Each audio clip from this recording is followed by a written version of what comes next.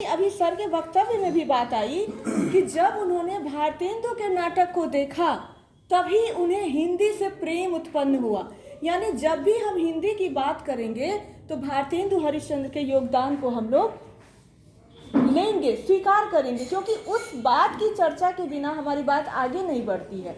गांधी जी के हृदय में जब एक बार हिंदी से प्रेम उत्पन्न हुआ तो उन्होंने हिंदी को अपने देश की ऐसी भाषा के रूप में जानना शुरू किया जो सबकी भाषा हो सकती है। हमारे यहाँ यदि हम फिर भारतेंदु युग की बात करें, द्विवेदी युग की बात करें, तो उस समय खड़ी बोली के रूप में हिंदी का विकास हुआ। खड़ी बोली के रूप में हिंदी को संवर्धित किया गया, उसे ज़्यादा से ज़्यादा परिष्कृत किया गया। एक और भारतेंदु हरिश्चंद्र उसे नाटकों में लेकर आए ताकि जन जन तक वह आवाज़ पहुँचे कि हमारे देश की स्थिति क्या है, हमें किस तरह से एकजुट होना है, भाषा के स्तर पर और समाज के स्तर पर, राजनीति के स्तर पर। इन सभी बिंदुओं को गांधी जी ने पहचान लिया।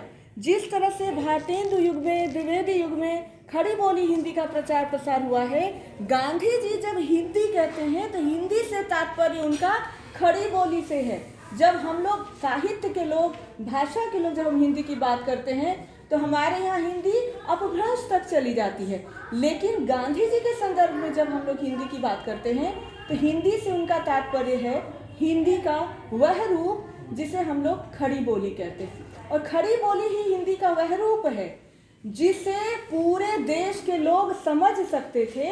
और जो भारतेंदु मंडल के साहित्यकारों ने पत्रकारिता की शुरुआत की थी, उस पत्रकारिता का उद्देश्य ही था जागृति उत्पन्न करना।